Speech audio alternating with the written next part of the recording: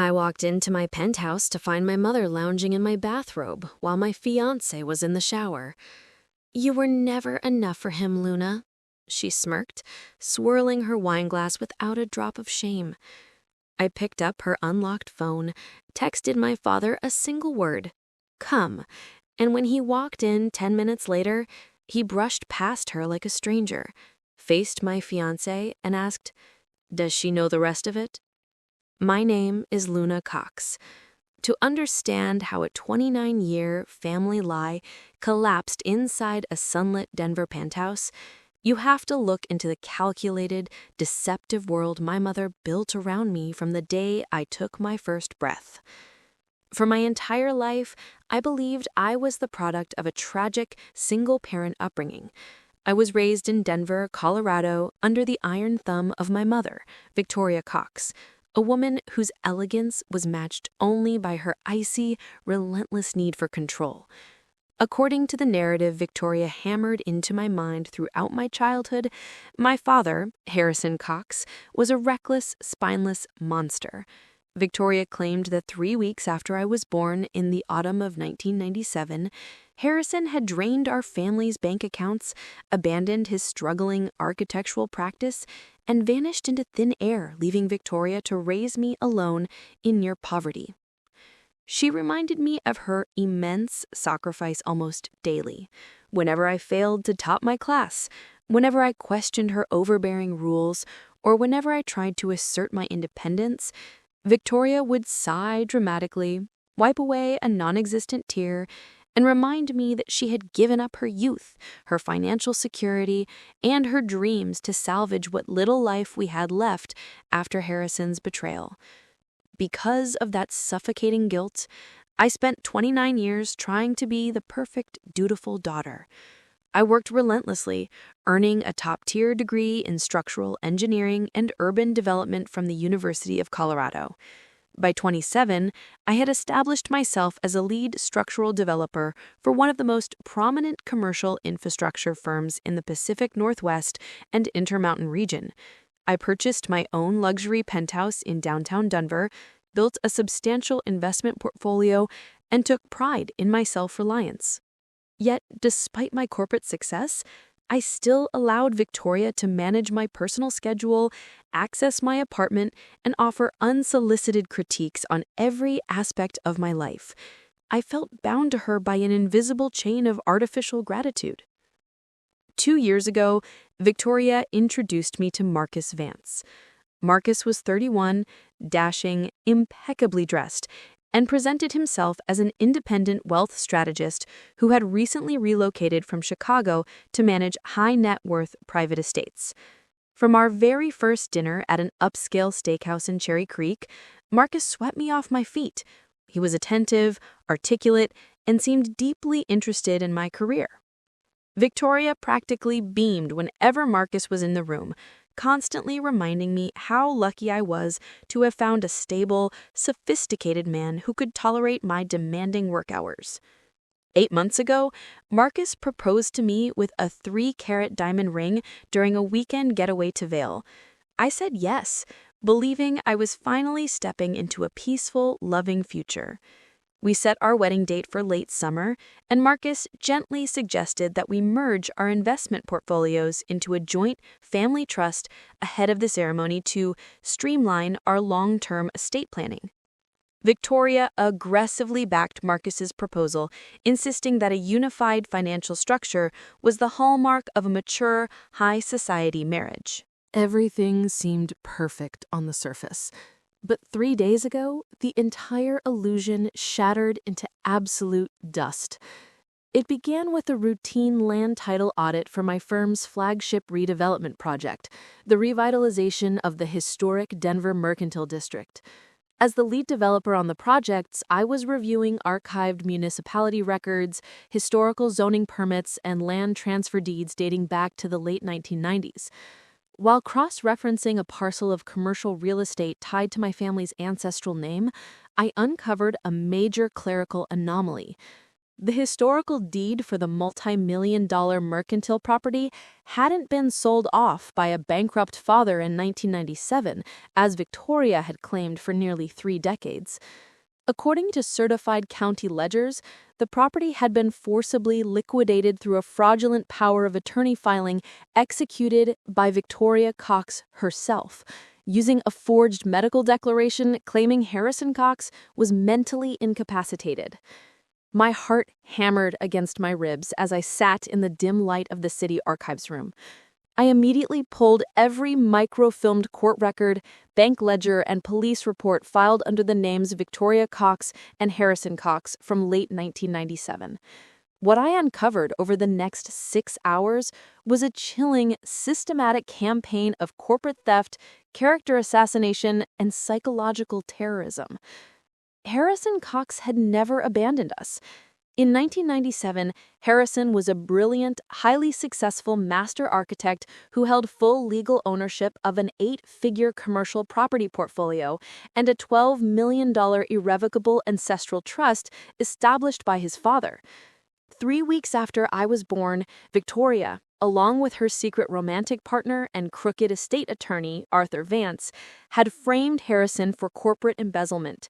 They fabricated evidence, paid off a corrupt county physician to sign a temporary psychiatric hold, and threatened to use forged police statements to ensure Harrison was sentenced to 20 years in federal prison unless he signed away his business assets and agreed to leave the state forever. To protect my infant life and save himself from a rigged judicial trap, Harrison was forced to surrender his company, relinquish his property rights, and flee Colorado under a coercive, fraudulent non-contact decree enforced by Arthur Vance. For 29 years, Victoria had lived off Harrison's stolen royalties, funneling millions into offshore shell accounts, while feeding me a manufactured narrative of abandonment to keep me from ever searching for the truth. And then the second wave of horror hit me. I recognized the name of the attorney who helped Victoria ruin my father in 1997, Arthur Vance. I ran an immediate high-priority background check through a private forensic intelligence agency on my fiancé, Marcus Vance. Within 2 hours, the report landed in my secure inbox. Marcus Vance was not an independent wealth strategist from Chicago. He was the biological son of Arthur Vance. Marcus's entire presence in my life was not a romantic coincidence.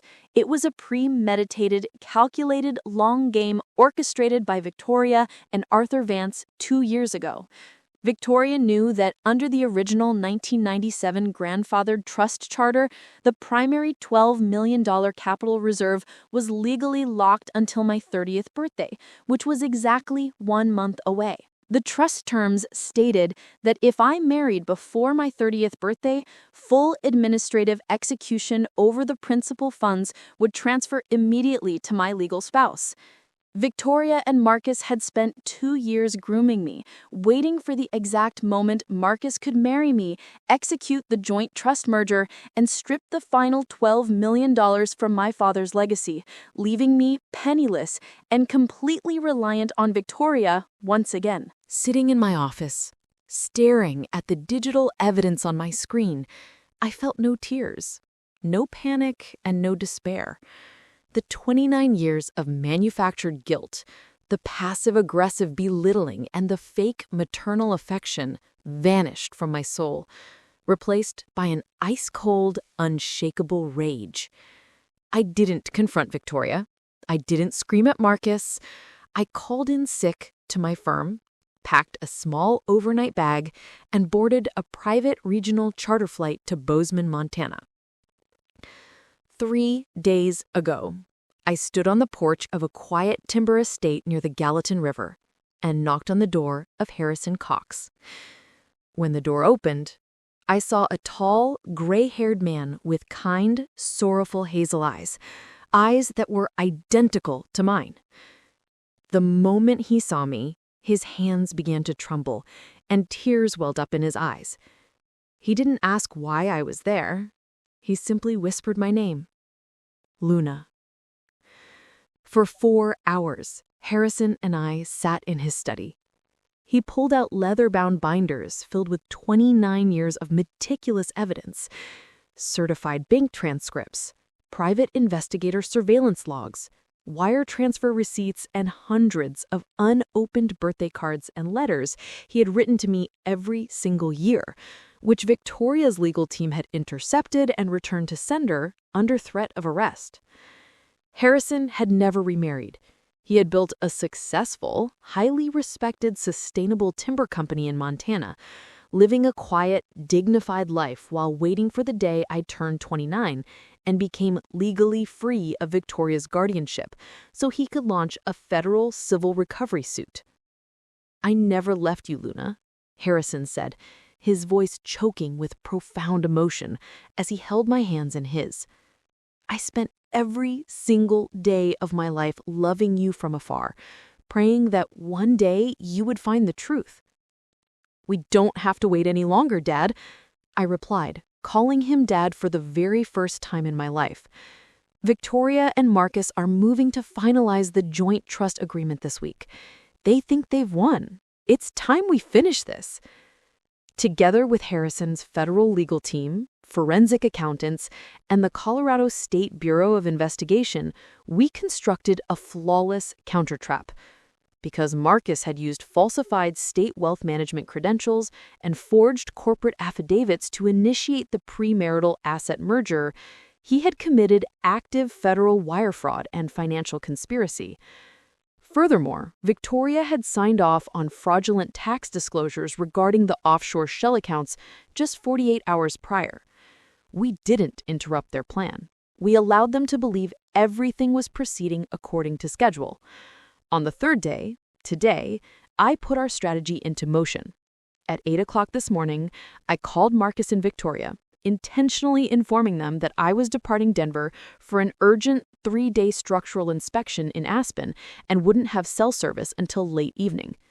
Marcus wished me a safe trip over the phone, his voice dripping with fake affection, telling me he loved me and couldn't wait for our weekend dinner. Instead of going to Aspen, I drove to a secure law office 2 blocks from my downtown penthouse, monitoring my apartment's internal smart security feeds from a tablet. As expected, within 2 hours of my supposed departure, Victoria let herself into my penthouse using a stolen master key fob she had secretly copied months ago. 30 minutes later, Marcus arrived, carrying a bottle of vintage champagne and a letter briefcase containing the fraudulent joint trust merger documents he intended to convince me to sign upon my return. They believed the penthouse was completely empty. They believed I was 300 miles away in the mountains. I watched through the high-definition security camera as Victoria poured 2 glasses of champagne, laughing in arrogant celebration with Marcus as they toasted to the impending transfer of $12 million. Victoria then walked into my master bedroom, changed out of her clothes, and slipped into my custom white silk bathrobe, lounging on my velvet sofa like a queen claiming her kingdom. At 2 o'clock in the afternoon, I rode the elevator up to my penthouse floor, unlocked the grand double doors, and walked smoothly into my living room. The sight was breathtaking in its sheer brazen impudence. Victoria was reclining across my cream-colored velvet sofa in my silk bathrobe, sipping champagne, while the sound of running water echoed from my master bathroom. Marcus was taking a shower. Victoria didn't startle when I walked in. She didn't jump up or attempt to cover herself. Instead, she slowly lowered her champagne glass, setting it down on the glass coffee table, and locked her eyes onto mine with a cold, triumphant smirk that revealed every ounce of her true, narcissistic nature. "You're back early, Luna," Victoria said, her voice smooth, dripping with utter condescension. She leaned back against the plush cushions, adjusting the belt of my bathrobe. "I suppose you caught us. But don't bother crying or making a scene, my dear. You were never enough for him, Luna. Marcus was mine and Arthur's asset from the very start. You were just the key to the vault." She looked at me, waiting for me to break down, waiting for the tears, the screaming, the devastation of a woman who had just realized her mother and fiancé were betraying her. I didn't cry. I didn't yell. My expression remained as unreadable as polished marble. I walked calmly across the hardwood floor toward the kitchen island where Victoria's unlocked phone was resting next to her designer purse. "What are you doing?" Victoria sneered, scoffing as she picked up her glass again. "Are you going to call the police because I'm wearing your bathrobe? Don't be pathetic, Luna. You have no power here." I picked up Victoria's phone, opened her messaging application, selected the contact named Harrison, which I had secretly programmed into her phone 3 days ago during a dinner, and typed a single 4-letter word: "Come." I hit send, set the phone back down on the island, and stood there in absolute serene silence, crossing my arms over my chest. Victoria frowned, her smug smile faltering slightly at my eerie lack of reaction. "Who did you text? Answer me." 10 minutes passed in complete silence, punctuated only by the distant hum of the bathroom shower stopping. Suddenly, the private elevator doors at the end of the foyer chimed and slid open. Heavy, deliberate footsteps echoed across the marble hallway.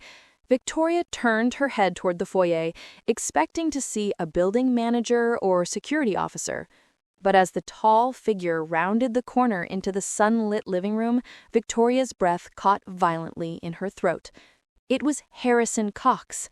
He was dressed in a tailored charcoal suit, accompanied by 2 uniformed Colorado State troopers and a lead investigator from the State Financial Crimes Division. Victoria's champagne glass slipped from her fingers, shattering against the hardwood floor, sending crystal shards and sparkling wine splashing across her bare feet. Her face drained of every single ounce of color, turning a ghostly, chalky white. Her lips parted, but no sound came out except a terrifying, breathless gasp. Harrison walked into the penthouse. He did not look at Victoria. He did not acknowledge her shock or her choked gasps. He brushed past her as if she were an invisible ghost, a complete stranger who didn't even warrant a glance. At that exact moment, the master bathroom door opened, and Marcus stepped out into the hallway, wearing a white towel around his waist while drying his hair with a smaller towel. "Victoria, did you order lunch?" Marcus started to say, brushing steam from his eyes. Marcus froze dead in his tracks as he looked up and saw 2 armed state troopers standing in the center of the living room, alongside a towering, gray-haired man whose eyes burned with cold, relentless authority. Harrison stepped directly up to Marcus, towering over the younger man. He looked Marcus dead in the eye, his voice echoing through the penthouse with absolute, terrifying weight. "Does she know the rest of it?" Marcus's jaw dropped. The towel slipped from his hands. What rest of it?" Marcus stammered, his knees shaking uncontrollably as he backed away toward the wall. Harrison pulled a heavy legal binder from his investigator's hands and opened it. "The rest of it," Harrison stated, his voice ringing with absolute finality, "is that 24 hours ago, federal agents executed a multi-state seizure order on every single offshore account held by Arthur Vance and Victoria Cox. The rest of it is that your fraudulent wealth management license was revoked at midnight, and your father, Arthur, was taken into federal custody in Chicago 3 hours ago for wire fraud, identity theft, and grand conspiracy." Victoria let out a blood-curdling shriek from the sofa, scrambling onto her knees in my bathrobe, grabbing at the investigator's coat. No, that's impossible! You can't do this! This is my house! Luna, tell them to stop! I'm your mother!"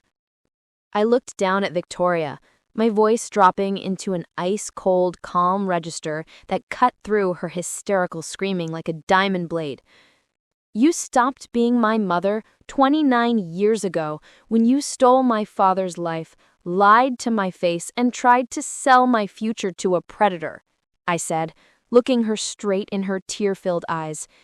"You are nothing to me." The state troopers stepped forward.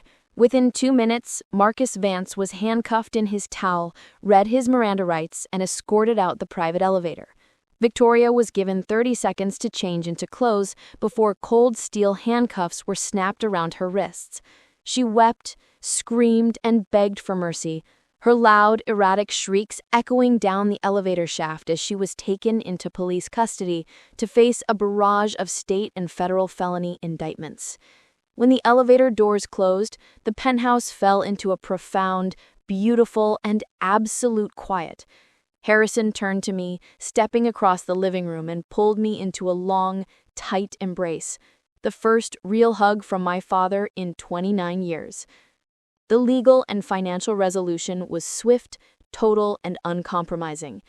Facing overwhelming digital, physical, and forensic evidence assembled by Harrison's team and state prosecutors, Victoria Cox and Arthur Vance entered guilty pleas to grand larceny, corporate forgery, tax evasion, and wire fraud conspiracy. Victoria was sentenced to 7 years in a state correctional facility and ordered to pay full financial restitution.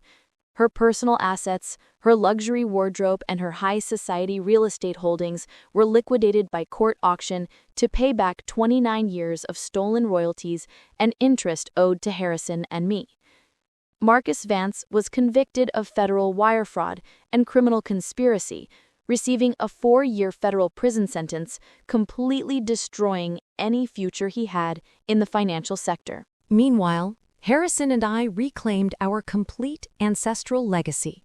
We legally restored the $12 million trust under our joint stewardship, successfully integrating Harrison's timber empire with my structural development firm to form Cox Architectural and Sustainable Holdings in Denver. I sold the downtown penthouse, closing the door on the painful memories of my past, and designed a custom, multi-generational mountain estate in the foothills of Colorado, where Harrison and I live in complete peace, trust, and genuine family unity. I established the Harrison and Luna Integrity Foundation, a $6 million endowment that provides free legal representation, forensic accounting support, and mental health counseling for adult children recovering from parental financial exploitation, coercive control, and childhood identity fraud.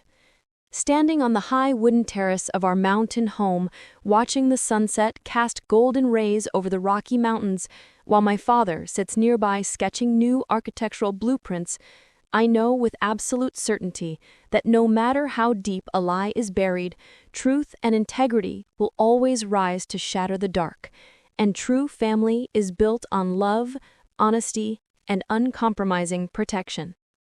Educational lesson. This narrative highlights a critical principle regarding forensic due diligence, historical estate verification, and the psychological mechanics of long-term gaslighting. Predatory family members often rely on emotional guilt and isolated narratives to keep victims from investigating official legal records. In modern jurisprudence and corporate law, historical paper trails such as original land deeds, court dockets, and bank ledgers provide immutable truth that cannot be erased by emotional manipulation. When confronting potential estate fraud or premarital financial pressure, independent legal and forensic audits are the most decisive tools for uncovering the truth and securing absolute justice. Personal advice. If you suspect that a family member or partner is lying about your financial history, past legal agreements, or personal origin, do not rely on verbal assurances or emotional appeals. Always verify land titles, trust terms, and background credentials through certified, independent third-party professionals before signing any premarital or joint financial documents. When you uncover systematic deception, resist the urge to engage in immediate emotional confrontations. Remain composed, document every piece of evidence quietly behind the scenes, build a legal defense structure, and allow official enforcement channels to hold wrongdoers accountable. True peace begins when you reclaim control over your own story.